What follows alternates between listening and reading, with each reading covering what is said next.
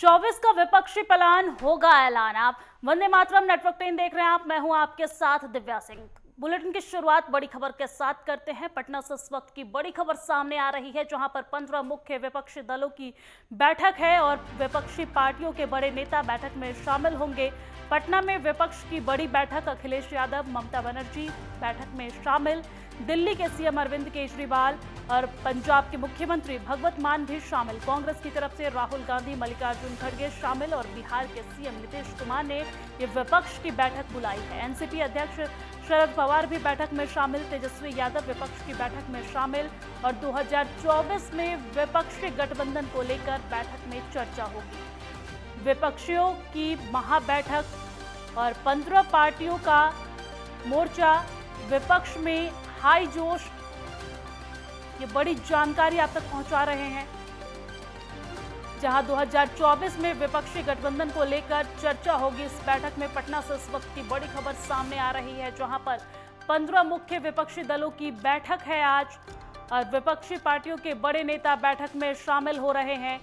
पटना में विपक्ष की बड़ी बैठक होने वाली है और इस बैठक में अखिलेश यादव, ममता बनर्जी शामिल हो रहे हैं। कांग्रेस की तरफ से राहुल गांधी, मल्लिकार्जुन खड़गे शामिल। दिल्ली के सीएम अरविंद केजरीवाल, पंजाब के मुख्यमंत्री भगवत मान शामिल। बिहार के सीएम नीतीश कुमार ने बैठक बुलाई है। विपक्ष की यह बैठक नीतीश कुमार की तरफ से बुलाई गई है। तेजस्वी यादव भी विपक्ष की ये बैठक में शामिल हो रहे हैं और एनसीपी अध्यक्ष शरद पवार भी बैठक में शामिल। बड़ी जानकारी आप तक पहुंचा रहे हैं। पटना से बड़ी खबर सामने आ रही है। इस वक्त की बड़ी खबर आपको बता दें कि 15 मुख्य विपक्षी दलों की बैठक, विपक्षी पार्टियों के बड़े नेता बैठक में शामिल और पटना में विपक्ष की बड़ी बैठक हो रही है, जिसमें अखिलेश यादव, ममता बनर्जी बैठक में शामिल और दिल्ली के मुख्यमंत्री अरविंद केजरीवाल, पंजाब के मुख्यमंत्री भगवत मान इसमें शामिल हो रहे और कांग्रेस की तरफ से राहुल गांधी और मल्लिकार्जुन खड़गे शामिल। बिहार के सीएम नीतीश कुमार ने ये विपक्ष की बैठक बुलाई है। पटना के सीएम आवास पर यह बैठक होने वाली है। अभी थोड़ी देर पहले हम आपको राहुल गांधी का संबोधन भी सुना रहे थे, जिसमें वो विपक्ष पर जमकर हमलावर थे।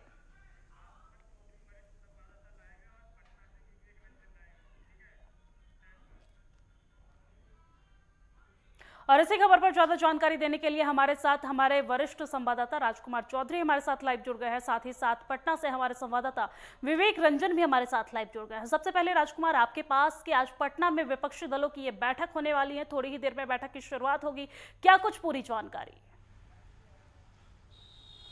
देखिए दिव्या, ये जो बैठक है, इस बैठक को आसन जो लोकसभा के चुनाव हैं, उन चुनावों से पहले का विपक्ष का एक गठबंधन के जो प्रयास चल रहे हैं उस दिशा में भी जोड़ के देखा जा रहा है। 6 मुख्यमंत्री आज पटना में है। पटना में ये जो बैठक है, अब इसको बैठक का रूप ना देके इसको एक जनसभा के तौर पर माना जाना चाहिए कि संयुक्त एक जनसभा भारतीय जनता पार्टी की जो केंद्र में सरकार चल रही है, मोदी की जो सरकार चल रही है, उसके विरोध में उसकी जो नीतियां हैं उनका विरोध करने के लिए एक मंच पे 1 दर्जन से अधिक जो संस्थान हैं, जो पार्टियां हैं, उन पार्टियों के जो नेता हैं वो नेता एक मंच पे आ गए हैं। लेकिन देखना बड़ा दिलचस्प होगा कि शाम तक इसमें क्या परिणाम निकलते हैं, विपक्ष किसको अपना चेहरा मानता है। लेकिन 6 मुख्यमंत्री और तकरीबन 15 विपक्षी दलों के जो नेता हैं वो वहाँ पे पहुँचे हैं। इस बात को बहुत गंभीरता से लिया है, क्योंकि आज अगर बात देखी जाए तो दिल्ली में मायूसी है, क्योंकि पटना आज राजनीतिक तौर पर, क्योंकि राजनीतिक संभावनाओं का खेल है और पटना आज राजनीति को लेकर गुलजार है,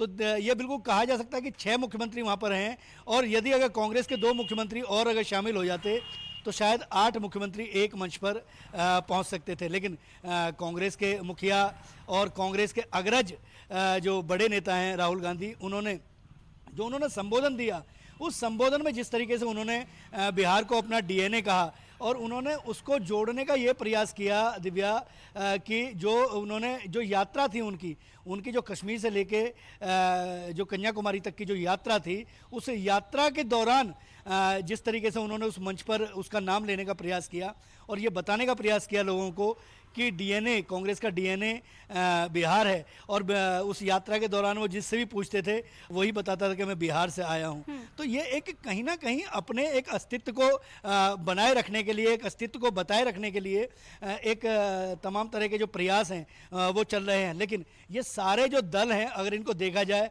तो कहीं ना कहीं कांग्रेस के विरोधी दल रहे हैं। अगर आम आदमी पार्टी की बात कर लें तो कहीं ना कहीं कांग्रेस का विरोध करके शीला दीक्षित का विरोध किया और उसके बाद आज वो सत्ता में काबिज है। तो ये एक राय होंगे नहीं होंगे ये देखना बड़ा दिलचस्प होगा और इसका शायद मुझे लगता है पूरे देश को इंतजार रहेगा और हमें भी इसका इंतजार करना चाहिए।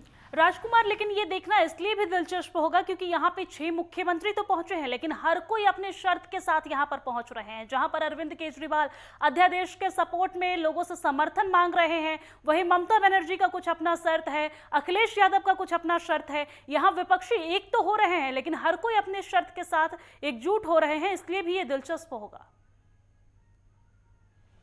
देखिए दिव्या, इसमें कोई दो राय नहीं है कि इस समय हिंदुस्तान के अंदर केवल एक जो बड़ी विपक्षी पार्टी है अगर देश के अंदर कही जाए तो कांग्रेस है और कांग्रेस एक बड़ा अम्ब्रेला है। अब उसके नीचे सारे बाकी अगर तमाम दलों पे आप नज़र दौड़ा के देख लें तो ये सब क्षेत्रीय दल हैं।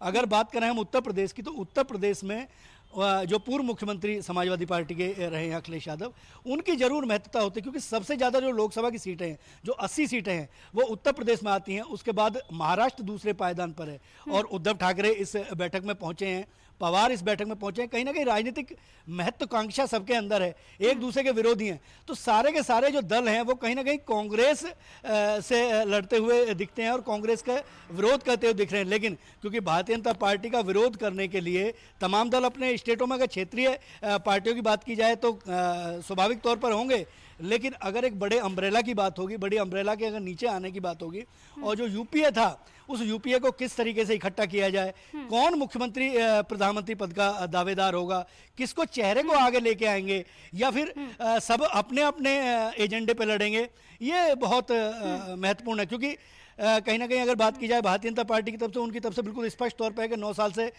उत्तर देश के जो प्रधानमंत्री हैं वो नरेंद्र मोदी हैं और ये जो अमेरिका में जिस तरीके का उनका अमेरिका में स्वागत हो रहा है, अभी भारतीय जनता पार्टी ने अपने पत्ते नहीं खोले हैं क्योंकि 1-2 दिन का इंतजार। आज जो ये बैठक हो रही है जिसको बैठक को हम एक जनसभा में तब्दील होती हुई दिख रही है, लोग आ रहे हैं, लोगों से अपनी बातें कर रहे हैं। अब इनकी तरफ से क्या परिणाम इसके निकलते हैं, क्या ये शगुफा जो है ये बैठक जो है ये टाइम टाइम फिस रहेगी या फिर इसका मंथन चिंतन मनन करके इस जो मंथन है उस मंथन में से कहीं कोई एक शिव निकलेगा जिसके सर पे एक सहरा बांधा जा सकेगा कि 2024 के चुनाव हैं, जो लोकसभा के आगामी चुनाव हैं, उन चुनावों में जो प्रधानमंत्री नरेंद्र मोदी के जो समकक्ष जो सामने प्रधानमंत्री पद का दावेदार होगा वो ये चेहरा होगा। तो इस पे कहीं ना कहीं अभी क्योंकि जल्दबाजी होगी कुछ भी कहना, इस पे नजर रखे हुए हैं तमाम इस समय भारतीय जनता पार्टी के भी तमाम जो नेता हैं, जो रणनीतिकार हैं, वो भी इस बैठक पे नजर रखे हुए हैं। लेकिन एक बात जरूर देखनी होगी कि इसके बाद भारतीय जनता पार्टी किस तरीके से हर कोई पूरे देश की नजर आज पटना के सीएम आवास पर टिकी हुई है क्योंकि तमाम जो विपक्षी नेता हैं या फिर बड़े चेहरे हैं, तमाम जो 6 राज्यों के मुख्यमंत्री हैं वो पटना में अभी मौजूद हैं और एनडीए के खिलाफ, बीजेपी के खिलाफ मोर्चा खोलते नजर आ रहे हैं। विवेक भी हमारे साथ जुड़े हुए हैं। विवेक, पटना में इस वक्त किस तरह की तस्वीरें देखने को मिल रही है, किस तरह का हलचल देखने को मिल रहा है? जी बिल्कुल, पटना में बात चली जाए तो जो तमाम जो नेता हैं, तमाम नेता के अब सीएम आवास के लिए मूव कर गए हैं। जो जितना भी नेता हो, जो उद्धव ठाकरे सीधे उनको सर्किट हाउस जाना था लेकिन सर्किट हाउस ना होकर वो सीधे सीएम आवास के लिए रवाना हो गए। अखिलेश यादव सीएम आवास के लिए रवाना हुए, साथ ही साथ जो हेमंत सोरेन है जो झारखंड के मुख्यमंत्री, वो भी सीएम आवास के लिए रवाना हो गए। इधर सर्किट हाउस से ममता बनर्जी के साथ ही साथ जो दीपंकर भट्टाचार्य जो माले के नेता वो भी सीएम आवास के लिए रवाना हो गए। वहीं राहुल गांधी भी सदाकत आश्रम में प्रेस कॉन्फ्रेंस कर उन्होंने जिस तरीके से मौजूदा केंद्र सरकार पे हमलावर बोला कि जिस तरीके से हम लोगों ने भारत जोड़ो यात्रा किया था, भारत जोड़ो यात्रा से यह पूरी तरीके से सरकार डर गई है और आज विपक्षी एकता का आज सबसे बड़ा जो संदेश दी जाएगी वो बिहार से दी जाएगी। और बिहार जो है महात्मा बुद्ध और महात्मा गांधी का धरती है, जो गांधी जी यहीं से सत्याग्रह शुरू किया था। ऐसी तमाम जो बातें हैं, तमाम बातें जो राहुल गांधी जिक्र किया, वैसे मिलेकर जो है अब सभी लोग सीएम आवास के लिए मूव कर गए हैं। अब सीएम आवास पे 5 घंटे तक बैठक चलेगी, 5 से 6 घंटे तक बैठक, उसके बाद पता चलेगा कि आगे का निर्णय क्या होगा। वहीं अगर बात कर लिया जिस तरीके से अरविंद केजरीवाल ने अपना अध्यादेश लेकर जो कहा था कि अध्यादेश पे चर्चा हो, उसके बाद ही आगे की मीटिंग शुरू की जाए। यह देखना होगा कि अध्यादेश पे अगर चर्चा होती है या जो मीटिंग है, मीटिंग के आगे का परिणाम दी जाती है। आगे का परिणाम क्या होता है, क्या 2024 में जितने भी विपक्षी दल एक साथ हो रहे हैं, सभी एक दूसरे का विरोधी है। सभी एक दूसरे, जिस तरीके से कांग्रेस को विरोधी ममता बनर्जी हैं, उन्होंने कांग्रेस से विरोध करते खुद अपना अलग पार्टी बनाकर टीएमसी वहां से चुनाव लड़ी। अब उन्होंने अलग शर्त रखा था कि वहां पे अगर माले से गठबंधन करती है तो हम विपक्ष दलों का समर्थन नहीं देंगे। आज सभी लोग सीएम आवास के लिए मूव किए हैं। सीएम नीतीश कुमार खुद जाके राहुल गांधी हो, चाहे हेमंत सोरेन ने, सभी से जाकर रिसीव कर सभी को सीएम आवास के लिए निमंत्रण दिया। सीएम आवास के लिए सभी लोग चले गए। सीएम आवास की अगर देखी जाए तो सुरक्षा व्यवस्था भी पूरी तरीके से तैनात कर दी गई है। जो पटना एयरपोर्ट से लेकर एक अन्य मार्ग तक पूरी तरीके से सुरक्षा व्यवस्था कर दी गई है। अब ऐसे में अगर परिणाम जो 5 घंटों के बाद ही परिणाम पता चलेगा। जी दिव्या। विवेक, ये बैठक कब शुरू होगी? जी बिल्कुल, बैठक शुरू हो गई है। बैठक में जो तमाम जो नेता हैं, सही लोगों का जाने का सिलसिला शुरू हो गया है। सारे लोगों के इलाका का जो ट्रैफिक है, ट्रैफिक को सारी रोक दी गई है। अब से कुछ मिनटों पहले ही ममता बनर्जी ने अंदर गई, साथ ही साथ अखिलेश यादव अंदर गए और उद्धव ठाकरे के साथ उनके बेटे हैं वो भी गए, शरद पवार गए अंदर, और जो दीपंकर भट्टाचार्य हैं वो भी अंदर गए।